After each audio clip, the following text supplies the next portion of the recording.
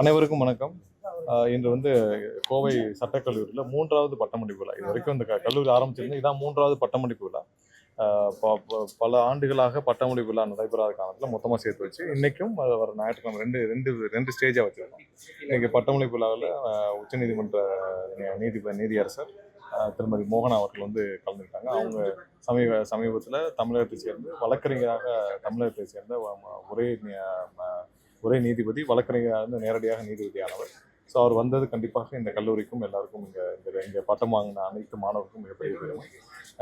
இன்னைக்கு பட்டமளிப்பில் நல்லபடியாக முடிச்சு சுமார் ஒரு 650 மாணவர்கள்கிட்ட இன்னைக்கு பட்டமளிப்பு கலந்துக்கிட்டு அவங்க பட்டங்களை பெற்றுக்கொண்டாங்க. முதல்வரின் கரூர் பயணத்துக்கான ஏற்பாடுகள் எந்த அளவுக்கு இருக்கு சார்? நேற்று தான் தீர்ப்பு மாறி வந்திருக்கு. அவங்களோட பெட்டிஷன்லாம் நிராகரிக்கப்பட்டிருக்கு. முதல்வருக்கான அந்த ஏற்பாடு கொடுத்து விரைவில் எல்லா ஏற்பாடுகளை கொடுத்தும் அறிவிப்பு வரும், அபிஷியலாக அறிவிப்பு வரும். அது வரைக்கும் பொறுத்திருக்கலாம். சமூக நீதித்துறையா மாத்திருக்காங்க. இது பல்வேறு கருத்துக்கள் எழுப்பப்பட்டு இது பல வருஷத்தான கோரிக்கை, அனைத்து தரப்பு மக்களுடைய கோரிக்கை. ஸோ அதனால எல்லாரும் ஆதிதாரன்னு அழைக்க வேண்டாம்னு சொல்லியிருக்காங்க. ஸோ அதனால கோரிக்கை ஏற்று இந்த சிபிஐ பக்கம் பெட்டிஷன் போட்டிருக்காங்க. அவர்கள் இல்ல, உச்ச நீதிமன்றம் அவ்வளவு பெரிய ஒரு வார்த்தையை சொல்லி இவர்கள் சொன்ன பிறகு இவர்களுக்கு இன்னும் என்ன செய்யறதுன்னு புரியல. அதாவது முதல்வர் கரூருக்கு போறோம்னு ஏன் பயம்?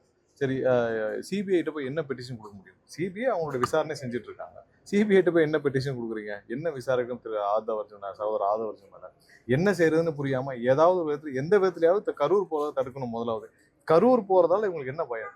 முதல்வர் கரூருக்கு போறதுனால என்ன பயம் இருக்கு உங்களுக்கு? இப்போவே இவ்வளவு பெட்டிஷன் போடுறாங்கல்ல. அப்ப போன வருடம் இப்ப இந்த கரூர் சம்பவம் நடந்த பிறகு முதல்வருடைய கரூர் பயணத்தை இவங்க எவ்வளவு சீரியஸா எடுத்திருப்பாங்க. எதனால முதல்வர் கரூருக்குள்ள போகக்கூடாதுன்னு நினைக்கிறாங்க? அங்க போனால் என்ன நடக்கும்னு நினைக்கிறாங்க. ஸோ இவ்வளவு தூரம் இப்போவே எதிர்ப்பு தெரிவிக்கிறவங்க முன்னாடிலாம் என்னென்ன செஞ்சிருப்பாங்கன்னு மக்கள் எல்லாம் அனைவரும் தெரிஞ்சுக்கணும். சிபிஐல போய் என்ன பண்ணணும்? சிபிஐட்ட என்ன பெட்டிஷன் கொடுக்குறாங்க? என்ன பண்ணணும்? சிபிஐல அவங்களுடைய விசாரணை செஞ்சுட்டு இருக்காங்க. அவங்க இன்னும் சார்ஜ் ஷீட் ஃபைல் பண்றதுக்கு பெண்டிங் இருக்கு. இவர்கள் சிபிஐயிடம் என்ன சொல்ல முற்படுகிறார்? இவர்கள் இந்த கேஸை வச்சு என்னென்ன விளையாட்டு காட்டாலும் எங்க கட்சியையும் எங்களுடைய முதல்வரையும் நம்மளுடைய முதல்வரையும் முடக்க பார்த்தரல. எல்லாருக்கும் தெரியும். அந்த ஒரு வாரம் கட்சியை முடக்கவும், எங்கள் அனைவரையும் முடக்கவும், முதல்வரையும் முடக்கவும் அனைத்து வேலைகளும் செஞ்சாங்க. அனைத்திலும் தோற்று போய் இப்போ வரைக்கும் பார்த்தீங்கன்னா கடைசியில் உச்சநீதிமன்றம் தெளிவாக சொல்லியிருக்கு. முதல்ல போய் எஃப்ஐஆராக படிச்சுட்டு வாங்க. ஒரு பெட்டிஷனை ஃபைல் பண்ணுறது எஃப்ஐஆரை கூட படிக்காத அளவுக்கு ஒரு வழக்கறிஞர் டீம் அதை வச்சு எஃப்ஐஆர் நீங்கள் போய் பெட்டிஷனை ஃபைல் பண்ணிருக்கீங்க. எஃப்ஐஆரை படிச்சுட்டு வாங்கன்னு சொல்லியிருக்காங்க. நீங்கள் எதுவுமே தெரியாத ஒரு டீம் வச்சுட்டு நீங்கள் உச்சநீதிமன்றத்தோட எல்லாருடைய நேரத்தையும் வீணடித்து நீங்கள் அதில் போய் முதல்வரை பற்றி தவறாக சொல்கிறது. அது எஃப்ஐஆர்ல யார் இருக்காங்கன்னு கூட தெரியாம போய் சொல்றாரு. இன்னும் சிபிஐ அவங்களுடைய சார்ஜ் ஷீட்டையும் ஃபைல் பண்ணல. எதுவுமே தெரியாம போய் அங்க போய் நிக்கிறது. கரூருக்கு ஒரு முதல்வர் போறதுனால என்ன பயம்? ஸோ எதுவுமே தெரியாமல் இவங்க போய் நின்றுட்டு இப்போ அதோடைய அடுத்த வேலை தான் சிபிஐல பெட்டிஷன் கொடுக்குறாங்க. இவங்க தானே சிபிஐ வேணான்னாங்க. இவங்க தானே சிபிஐயோட அனைத்து விசாரணை எதிர்த்து அவங்களுடைய ஆட்சி காலத்துல போய் உயர்நீதிமன்றத்தில் உச்சநீதிமன்றத்தில் ஸ்டே கேட்டாங்க. இன்னைக்கு எதுக்கு சிபிஐ விசாரணை வேணும்? என்ன விசாரிக்கணும் சிபிஐ? என்னதான் விசாரிக்கணும் சிபிஐ? ஆர்எஸ் பாரதிக்கு வீட்டுல எந்த வேலையும் இல்லை. அவர் அந்த கட்சியில வேலை செய்யறதுக்கு ஆள் இல்லைன்னா ஆர்எஸ் பாரதி ஒரு பெட்டிஷன் சிபிஐ கொடுத்துருவார். அதுக்கெல்லாம் நம்ம எல்லாம் பதில் சொல்லிட்டு தேவை. இன்னைக்கு அரசு மக்களுக்கான அனைத்து வேலைகளும் சிறப்பாக செஞ்சுட்டு வருது.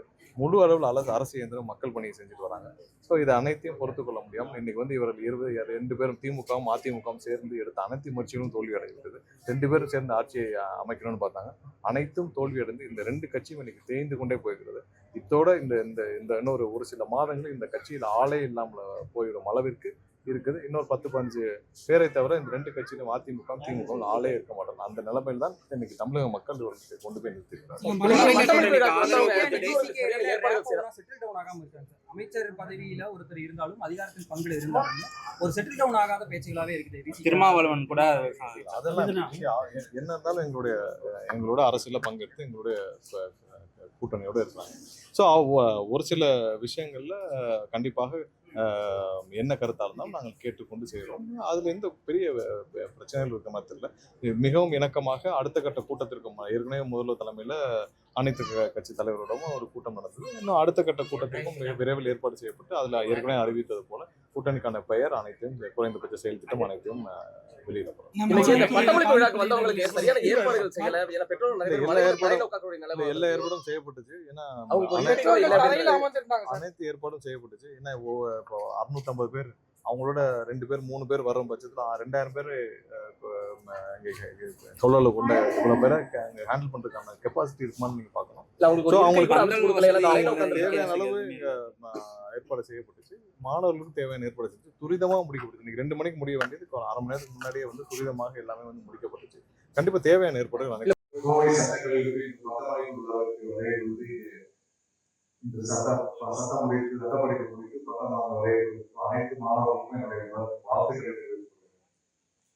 இந்த விழாவிற்கு ஒரு மிகப்பெரிய சிறப்பு என்னன்னா நம்மளுடைய மாணவர்கள் உச்ச நீதிமன்ற நீதிபதியாக இங்கே பயன்படுவதை சேர்ந்த நம்முடைய மாண்பு நீதிபதி அவர்கள் இங்கே வந்தது உங்களுக்கு எல்லாம் மிகப்பெரிய சிறப்பு. உண்மையிலே கோயம்புத்தூருக்கும் இது மிகப்பெரிய சிறப்பு. ஏன்னா உங்களுக்கு மட்டுமல்ல இந்தியாவுக்கு அனைத்து பெண்களுக்கும் அனைத்து மாணவர்களுக்கும் மிகப்பெரிய எடுத்துக்காட்டு மிகப்பெரிய ரோல் மாடல் இன்னைக்கு நம்மளுடைய உச்ச நீதிமன்றம். என்னோட சாதாரண ஒரு ஏழ்மையான குடும்பத்துல இருந்து ஒரு சாதாரண பட்டப்படிப்பு முடிச்சு இங்க கோவையில் முடிச்சு வழக்கறிஞராக பணியாற்றி ஒவ்வொரு ஸ்டேஜையும் போய் உச்ச நீதிமன்றத்துக்கு சொந்த உழைப்பா உச்ச நீதிமன்ற நீதிபதியாகி இது தமிழகத்தை சேர்ந்த ஒரே நீதிபதி பெண்கள் நேரடியாக வழக்கறிஞராக உச்ச நீதிமன்ற நீதிபதியாக வேற யாரும் தமிழகத்தின் முதல் பெண் நீதிபதி. அவருக்கு நம்ம அனைவரும் சார்பாக உங்கள் அனைவரும் சார்பாக என்னுடைய வாழ்த்துக்களை இங்கே வந்ததை நன்றி. அவங்க வந்து அந்த நீதிபதி அன்று வந்து தமிழகம் முழுவதும் எல்லாருக்கும் பெரிய அவேர்னஸ் எப்படியும் வர முடியும். அதனால சொல்றேன் உங்க எல்லாருக்கும் நீங்க மிகப்பெரிய ரோல் மாடல் அவங்க நம்மளுடைய நீதிபதி அவர்கள் இங்க வந்தது உண்மையிலே உங்க எல்லாருக்கும் ஒரு பெரிய சிறப்பு ஒரு பெரிய நம்பிக்கை. அவங்களுக்கும் என்னுடைய நம்பிக்கை தெரிவித்துள்ளது. நீங்கெல்லாம் இன்னைக்கு பட்டப்படிப்பு முடிச்சு வழக்கறிஞராக இன்னைக்கு நாள் இருந்து வெளியே போறோம் வழக்கறிஞராக வெளியே போறீங்க. சமுதாயத்தில் மிகப்பெரிய ஒரு அங்கீகாரம் உங்களுக்கு இன்னைக்கு நீங்க வழக்கறிஞராக வெளியே போனவுடன் உங்களுக்கு மிகப்பெரிய அங்கீகாரம் கிடையாது. எல்லாரும் கோர்ட்ல போய் வாங்கி போட முடியும், எல்லாரும் கோர்ட் நாளுக்கு போக முடியாது. அதுக்குள்ள போனதுக்கே ஒரு மிகப்பெரிய 5 வருஷம் படிப்பு நீங்க கொடுக்குற அங்கீகாரமும் உங்களுக்கு கோர்ட் நாளுக்கு கிட்டத்தட்ட ஒவ்வொரு தமிழ்நாட்டுடைய 8 கோடி மக்கள் இருக்காங்க. அது எல்லாருக்கும் அந்த வாய்ப்பு கிடைக்கும். ஆனால் எல்லாருடைய ரெப்ரஸன்டேட்டிவ் அந்த கோர்ட்ல நீங்க தான் கண்டிப்பா ஒவ்வொரு நாளும் நீங்க ஒவ்வொரு கேஸுக்கும் ரெப்ரசன்ட் பண்றப்போ ஒவ்வொரு பின்னாடி வெளியில் அதற்காக காத்திருக்கும் ஒரு உங்களுடைய கிளைண்டோ உங்களுக்காக காத்திருக்கும் ஒரு மக்களையும் நீங்க நிறைவேற்ற கண்டிப்பா சிறப்பாக உங்களுடைய கருத்து வர காலங்கள் நல்லா செய்யணும். ஏன்னா எல்லாரும் இது வாய்ப்பு கிடையாது. கோர்ட்ல போய் நீங்கள் என்னைக்கு உங்களுடைய ஒரு பெரிய நம்பிக்கையோட ஒரு நல்லது செய்யறோட எண்ணத்தோடு உள்ள போறீங்களோ கண்டிப்பா நீங்க 10 வருஷத்துல மிகப்பெரிய சமுதாயத்தில் ஒரு பெரிய வழக்கறிஞராக நல்லபடியா வரும். அந்த நம்பிக்கையோட நீங்க எல்லாம் சிறப்பாக பணியாற்றணும்.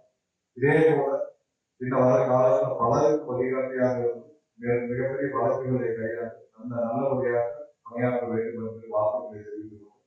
இந்த பட்டமளிப்பு விழாவுக்கு எல்லாருடைய நேரத்தையும் நாங்கள் இந்த பட்டமளிப்பு விழாவுக்கு சிறப்பாக ஏற்பாடு செய்த நம்முடைய கல்லூரியின் முதல்வர் திரு கே கோபாலகிருஷ்ணன் அவர்களுக்கும் ரெஜிஸ்ட்ரார் திருமதி கௌரி ரமேஷ் அவர்களுக்கும் இங்கே எப்போ வந்து சிறப்பாக நம்மளுடைய முன்னாள் நீதிபதி திரு பாலகிருஷ்ணன் அவர்களுக்கும் நிறைய நன்றி தெரிவிச்சுக்கொண்டு மூத்த வழக்கறிஞர் திரு ஓபிரகாஷ் அவர்களுக்கும் மற்றும் இங்கே வரை அனைவருக்கும் நன்றி தெரிவிச்சுக்கிறேன்.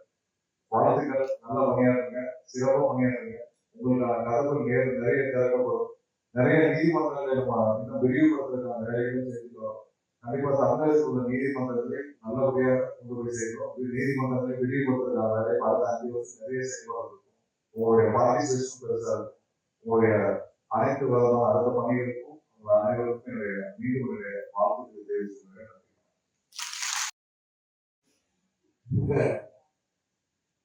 இனிய நாள் தலைமை பொறுப்பேற்று உங்களுக்கெல்லாம் பட்டங்களை வழங்கியிருக்கின்ற பெருமைமிகு கோவை சட்டக்கல்லூரி முன்னாள் மாணவி உச்ச நீதிமன்றத்தின் நீதியரசராக மாண்புமிகு மோகனார் எரிசக்தி மற்றும் சட்ட அமைச்சர் அன்பு சகோதரர் மாணவர்கள் சிறிய நிபுணர் சகோதரர் ஓபிரகாஷ் அவர்களே, பதிவாளர் திருமதி கௌரி ரமேஷ் அவர்களே, இங்கே வாழ்த்துறை வழங்கியிருக்கின்ற கோவை சட்டக்கல்லூரி முதல்வர் சகோதரர் கோபாலகிருஷ்ணன் அவர்களே, சட்டமன்ற உறுப்பினர்களே, பேராசிரியர் பெருமக்களே, ஏன் ஊரெல்லாம் வளர்க்குறீங்களா வளர்க்குறீங்க குடும்பத்தாரு மாணவர்கள் வீட்டில் இருக்கிற கணவர் மற்றவருடைய சமூகத்தினுடைய எல்லாரும் அவர்களையும் நான் வரவேற்கிறேன். உங்கள் அனைவருக்கும் என்னுடைய முதல்